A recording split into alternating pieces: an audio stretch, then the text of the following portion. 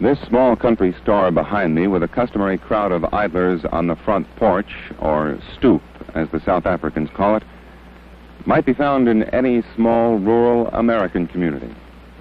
But the dirt road that runs parallel to this small country store marks the beginning of the location in the town of Nelspruit, the African location where natives are forced to live. Nelspruit, a small mining town in the northern Transvaal, has for the past week been the focus of the racial tension in South Africa. It started with a protest march by some 400 native women on the police station. The women have long been more militant in their resistance to apartheid laws in South Africa than have been their menfolk. And in Nelspruit this week, the African woman has suddenly become the focal point of resistance to the nationalist government.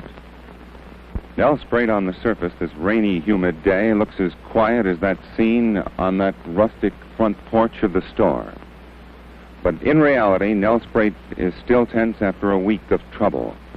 Big trouble and violence, even in South Africa. I asked for permission this morning to go inside the location at Nelspruit and make this film.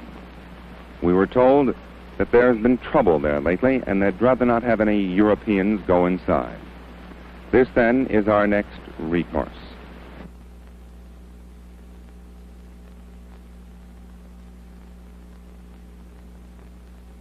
What is behind the firm, continued refusal of African women to accept passes? Well, the passes have been enforced in South Africa for a very long time amongst the men. And it has become very clear that the pass system in South Africa is the basis of forced and cheap labor. Now, to impose such a system on the African women is to create hardships.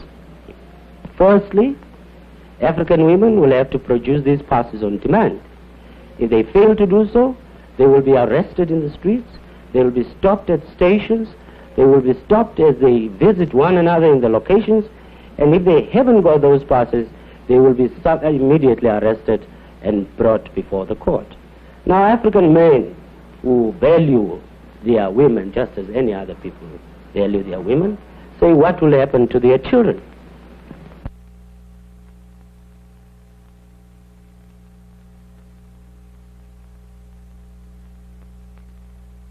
Ladies, why was the Black Sash formed in the first place?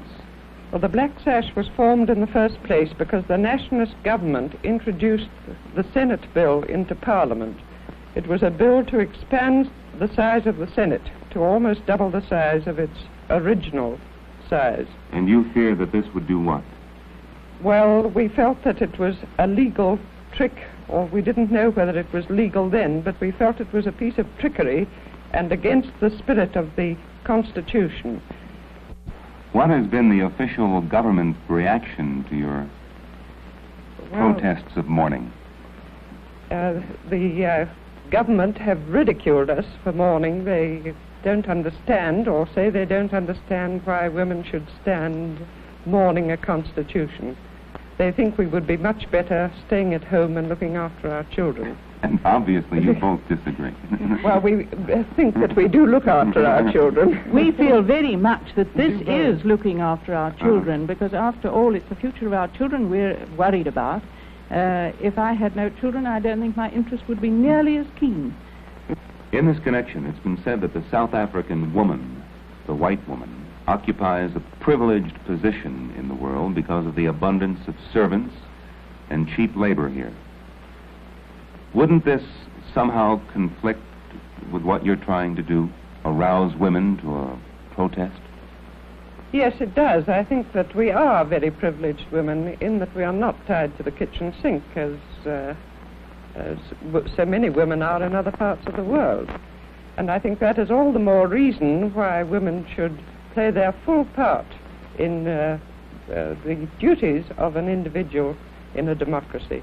We feel that democracy cannot work unless every individual knows what her obligations are in a democracy. But I think you're putting the standard of morals very low if you reckon that we are going to go on supporting apartheid just in order to keep our servants. One final question. Being very realistic, how soon can you hope to take off that black sash? Well, I'm afraid not in our lifetime. By far the largest church denomination in the Union of South Africa is the Dutch Reformed Church, with a membership of almost 2 million white and non-white members. With us this morning is Dominee Adrian Berger, Secretary of the Federal Council of Dutch Reformed Churches and editor of Die Volkte, the Transvaal Church magazine. Dominee Berger, you believe in apartheid as a way of life? Yes, I do. Why? In South Africa. Why is that, sir? Because the race which is in a lesser state of development is by far in the majority here. And numerically, of course, they are much stronger.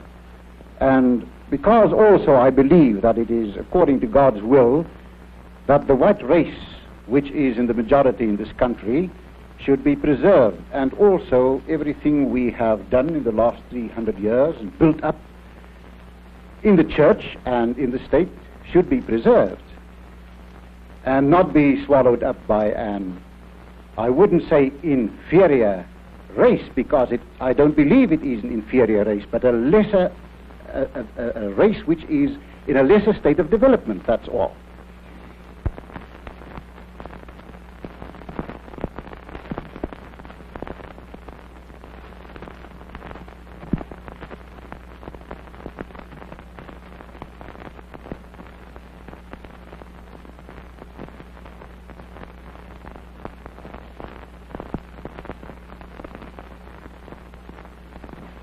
You, sir, have been fighting a fight for a long time that requires, as I see it, a great deal of quiet, sustained courage. Don't you ever have a sense of futility, of uselessness? Well, there come times, of course, when one does feel that you're frustrated in what you're trying to do, and yet, on the other hand, there's a great thrill in it.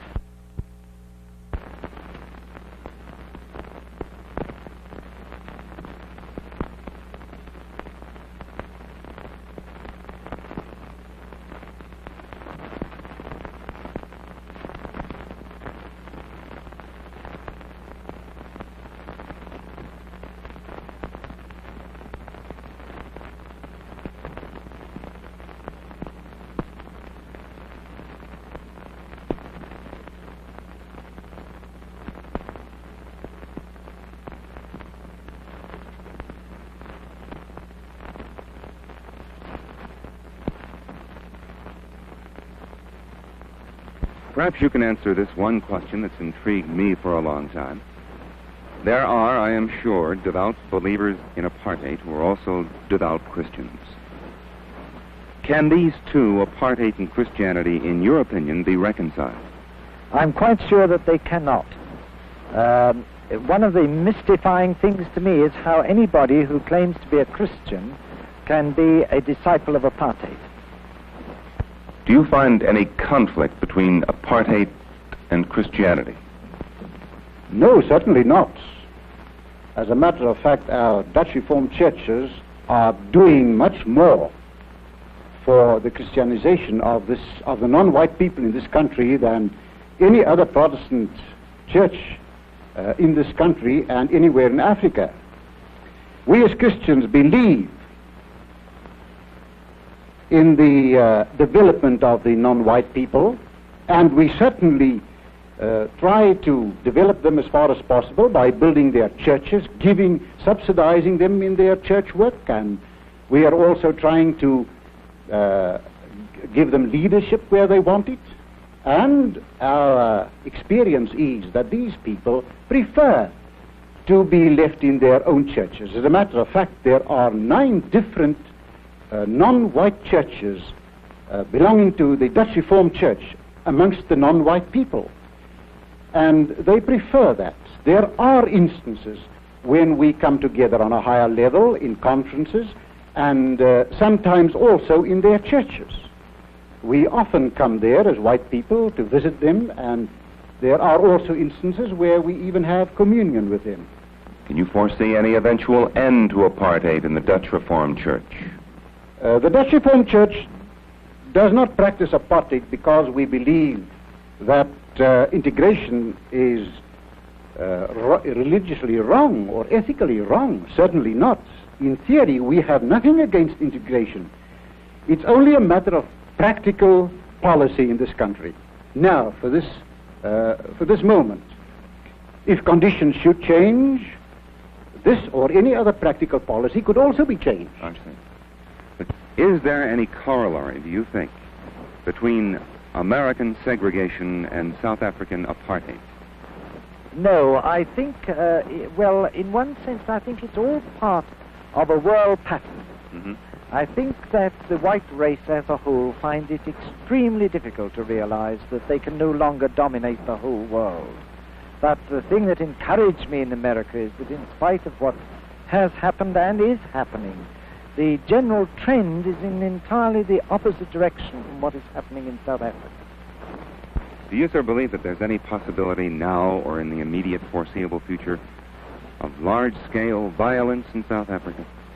No, there are a lot of people who seem to be very fearful that this may happen.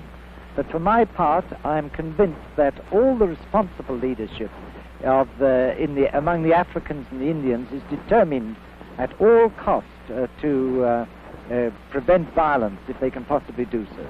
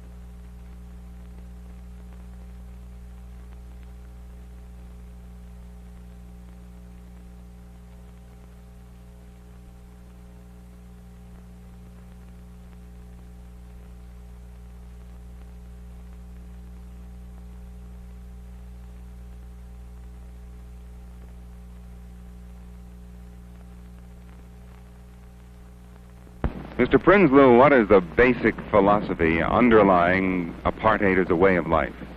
We Europeans who've lived in this country for more than 300 years have come to a conclusion which is strange to some people in the Western world, namely that the peoples of Africa, and so the Bantu people of South Africa, have a beautiful civilization of their own which is worth preserving. There are many facets of this civilization. For instance, the social warmth of the Bantu peoples, which we Westerners can rightly envy them. Now, we also have a peculiar Western adaptation to Africa. Therefore, we can say that the Bantu peoples are a flower and the Western peoples are a flower, each with a beauty of its own. I've heard that in the South Africa of today, you can be classified as colored simply by looking colored. Is this, in point of fact, true? Well, I can give you quite a, which may seem amusing, but rather humiliating incidents that occurred in our country when the Department of Census started reclassifying people.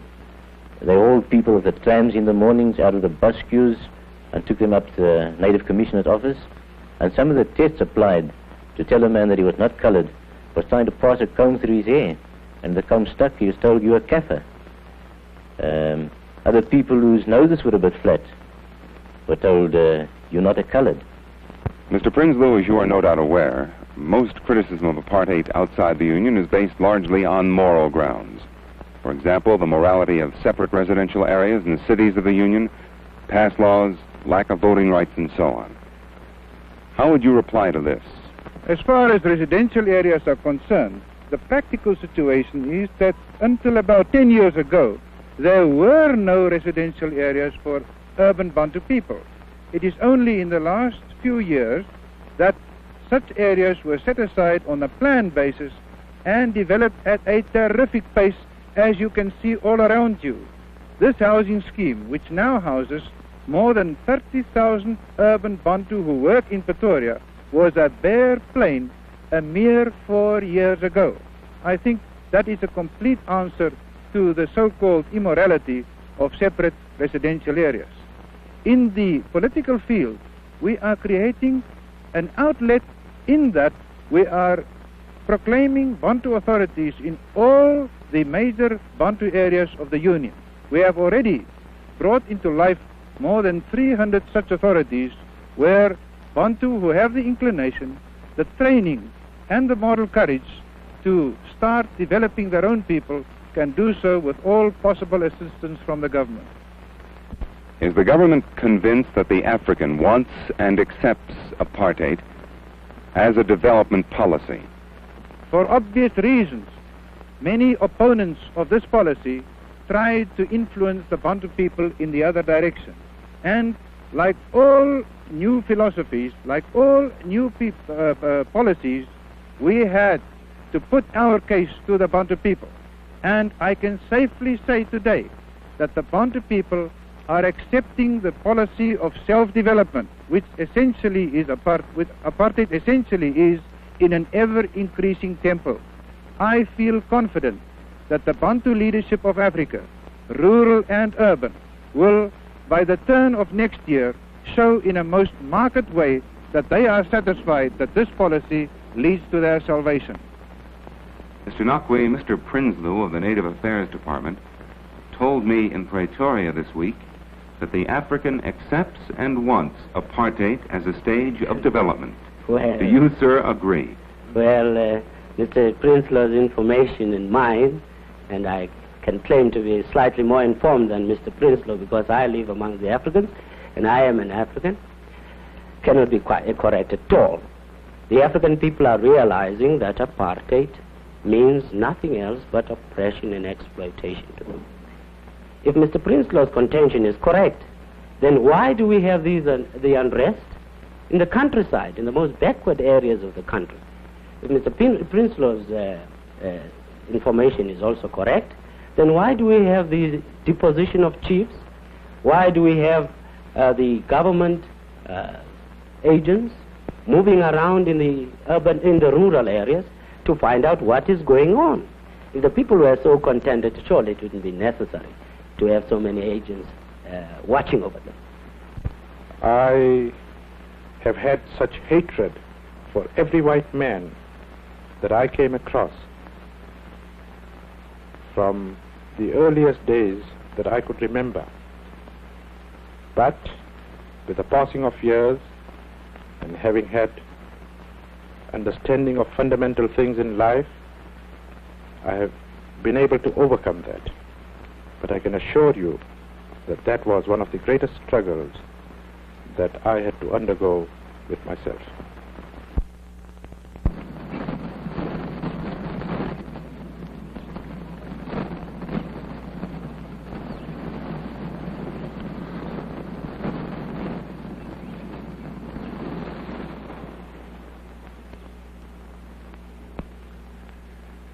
Mr. Payton, it's a tall order and a big question, but if you can do it, how would you characterize the emotional climate of South Africa today?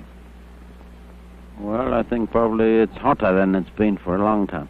In what way? In regard to its race problem? Yes, in regard to the relations between the groups, I suppose the relations between the English-speaking and the Afrikaans-speaking group are colder. Mm-hmm. In view of the daily indignities, humilities, and in some cases actual hardships, economic and otherwise, that the non-European is subjected to because of the apartheid laws, do you ever wonder at or puzzle that a non-European can ever be civil to a white?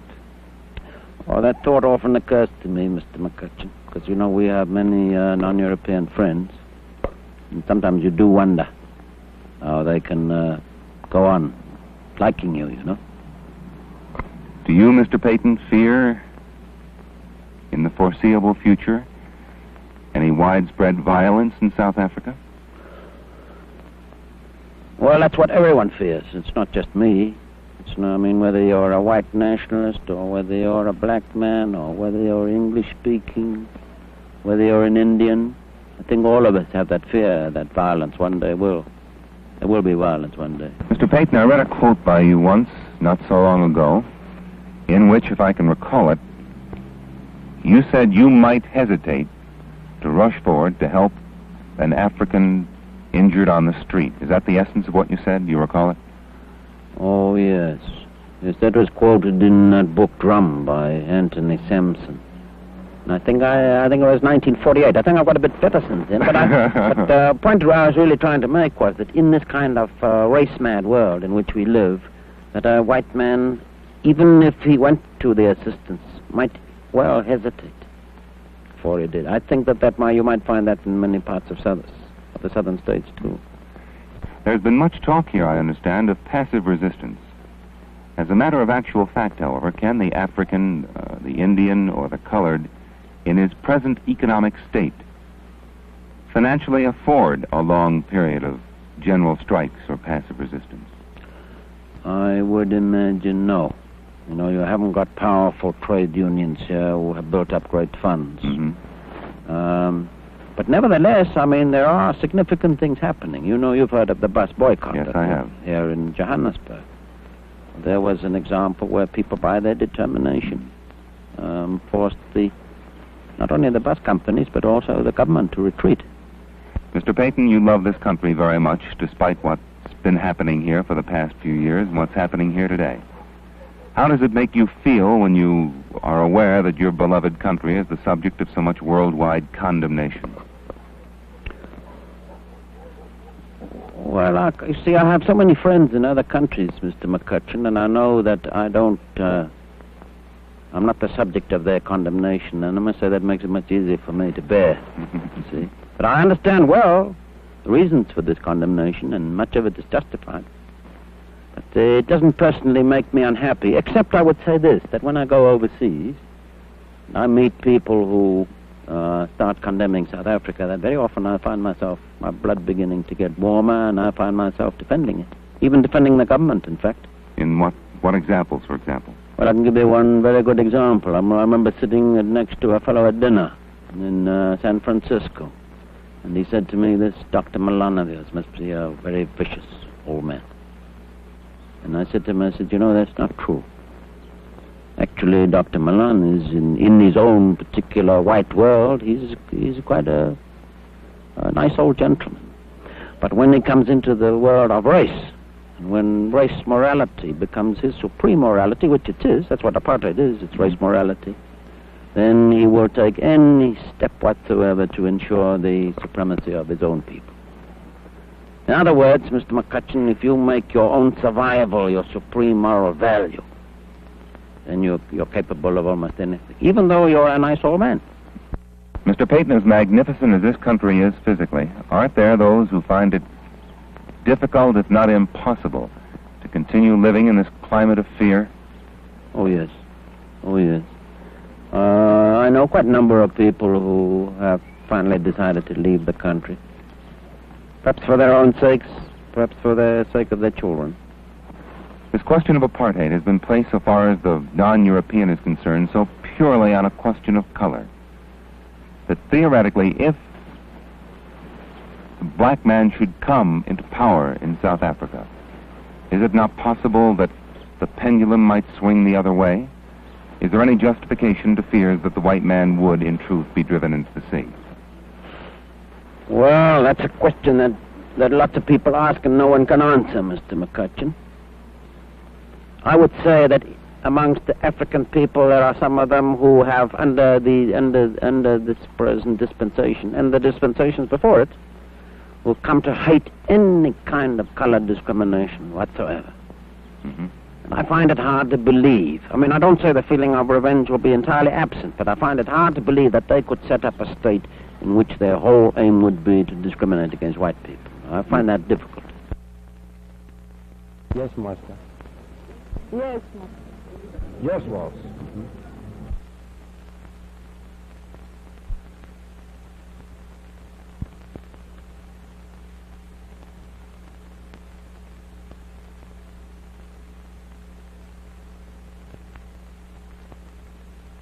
Ladies and gentlemen, you know that the series of talks that we have been giving here have been talks designed to describe to you how government works.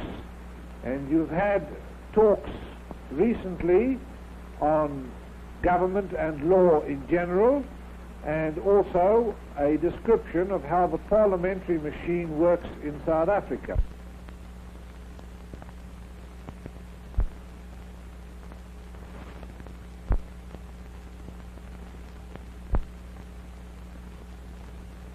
Don't you think, Mr. Chairman, that the field of cultivating the mind of the European people is more work for the liberals to do there than to come and try to cultivate the mind of the African people, because I think we are capable of doing that on our own self without any advice from any angle whatsoever. Let us understand that here in South Africa, and in fact in the whole of Africa, we are dealing with a national question. And Africa is not very peculiar in this respect. Nearly every country has had its national problems, and they are always solved by the people according to the needs of the majority of the people in the particular countries concerned. At the present moment, we don't even have the right to starve. Yes, sir.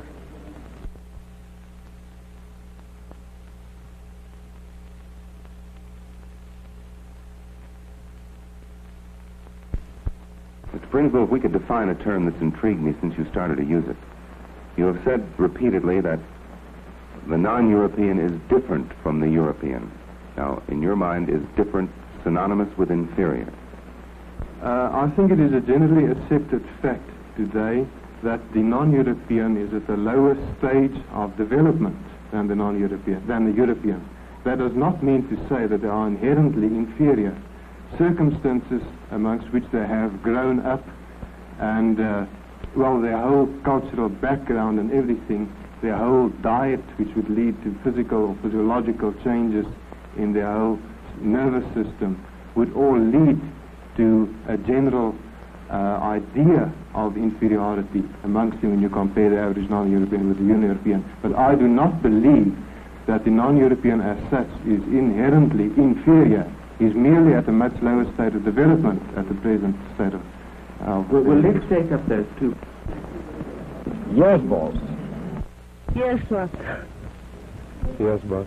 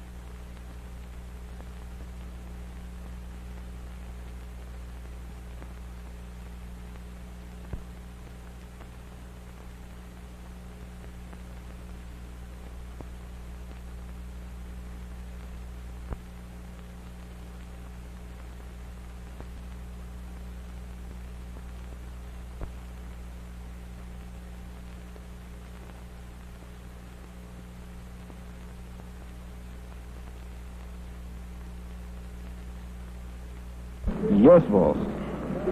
Yes, boss. Yes, boss.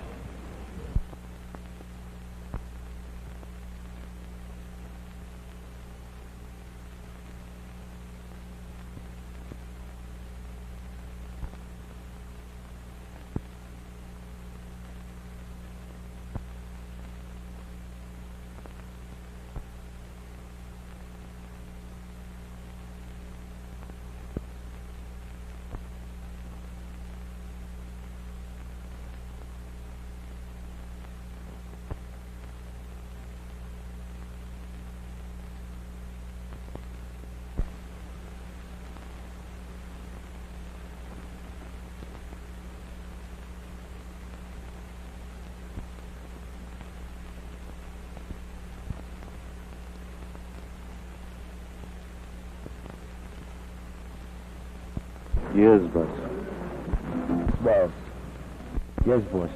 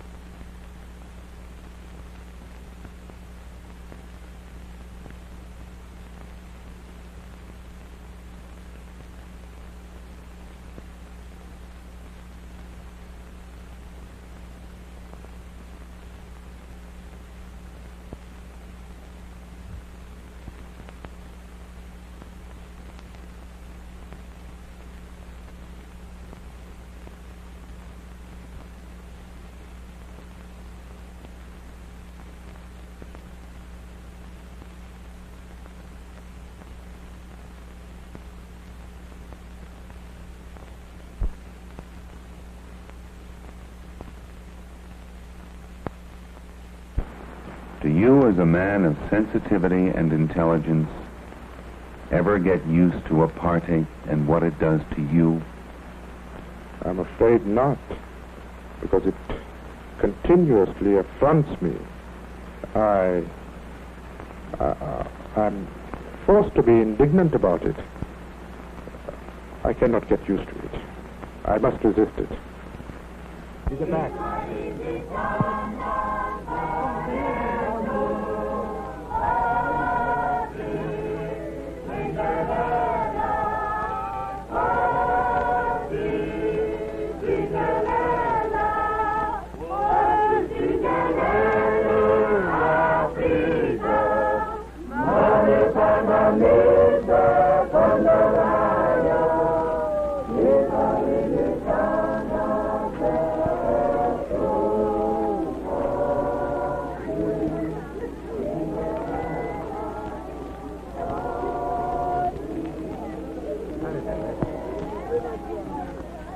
Africa! Africa! Africa!